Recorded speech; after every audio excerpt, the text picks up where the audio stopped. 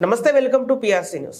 Details చూస్తే రాజన్న సిరిసిల్ల జిల్లా ఎల్లారెడ్డిపేట మండలం రాజన్నపేట గ్రామంలోని ప్రగతి భవన్ జనవరి 30న రాష్ట్ర రోడ్డు రవాణా శాఖ మరియు బీసీ సంక్షేమ శాఖ మంత్రిగా ఉన్నటువంటి పొన్నం ప్రభాకర్ గౌడ్ను ఓపెనింగ్ చేయగా ఫిబ్రవరి 8వ తారీఖు అర్ధరాత్రి ప్రగతి భవన్ శిలాఫలకాన్ని కావాలని ధ్వంసం చేసిన దుండగలు ఒక బీసీ మంత్రి అని ఇలా చేయడం కాదు అని కాంగ్రెస్ పార్టీ నాయకులు ఎల్లారెడ్డిపేట మండల అధ్యక్షులు సద్ది లక్ష్మారెడ్డి, రాజన్న సిరిసిల్ల జిల్లా బ్లాక్ అధ్యక్షులు దొంబాట నరసయ్య మాట్లాడారు. పోలీస్ స్టేషన్లో ఫిర్యాదు చేశారు. వారిని వెంటనే అరెస్ట్ చేసి దీని వెనకాల ఎవరున్నారో బయటకు తేవాలని కోరారు. లేదంటే ఆందోళన చేపడతామని అంటున్నారు.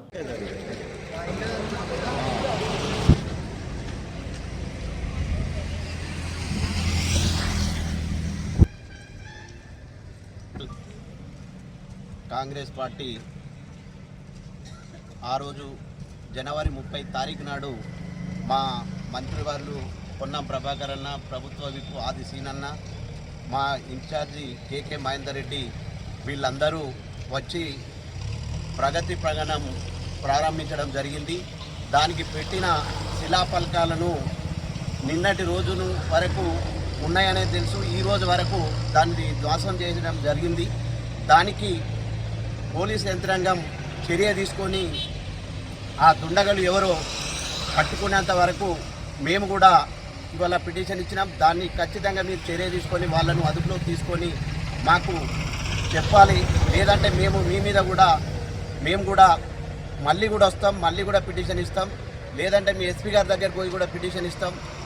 మా గవర్నమెంట్ ఉండి కూడా ఈ రకంగా చేస్తుండ్రంటే బీఆర్ఎస్ పార్టీ వాళ్ళు తప్ప వేరే ఎవరు కాక ఉంటుంది. కాబట్టి మీరు ఖచ్చితంగా చర్య తీసుకోవాలని చెప్తున్నాం.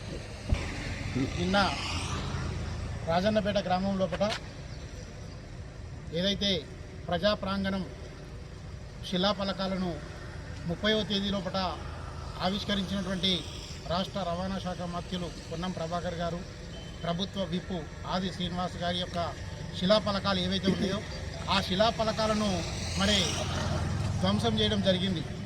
ఈ ధ్వంసం వెనుక మేము పార్టీ పేరు నేరుగా చెప్పాలని అనుకుంటున్నాం, కానీ ప్రజలందరికీ తెలుసు ఇది ఎవరు చేసినటువంటి నిర్వాకం అని చెప్పి ఈ సందర్భంగా మేము తెలియజేస్తూ ఉన్నాము.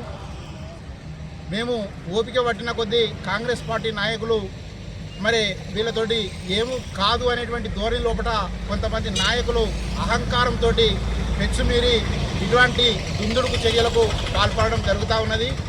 మేము ఒకటే అనుకున్నాం, ప్రతి ఒక్క పార్టీ వాళ్ళతోటి కానీ ప్రజలతోటి కానీ అందరితోటి సమైక్యంగా ఉండి ప్రభుత్వం నుంచి వచ్చేటువంటి ఫలాలు ఏవైతే ఉన్నాయో అందరికీ అందించాలనేటువంటి ఉద్దేశం కొద్దీ శాంతంగా ఉండాలని మేము అనుకుంటున్నాం.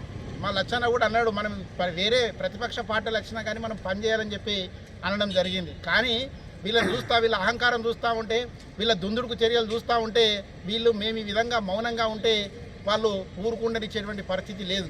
మరి ఎవడెవడు ఏమేం చేస్తుండు, ఎవరి మీద ఏమేమి కేసులు ఉన్నాయి అన్నీ పూర్తిగా మా దగ్గర వివరాలు ఉన్నాయి. అటు ఒకరి మీద జిల్లా నాయకుడి మీద వాని మీద అట్రాసిటీ కేసు ఉంటుంది, ఒకరి మీద దొంగ కేసు ఉంటుంది, ఒకరి మీద భూమి కేసు ఉన్నది, ఒక్కొక్క నాయకుని మీద ఒక్కొక్క కేసు ఉన్నాయి. అన్నీ కూడా రికార్డ్ అయి ఉన్నాయి. మా దగ్గర కూడా పోలీస్ స్టేషన్లు ఎట్లా రికార్డ్ అయినాయో ఒక్కొక్కరి దగ్గర ఒక్కొక్కరి కేసు మా దగ్గర కూడా అన్నీ తెలుసు.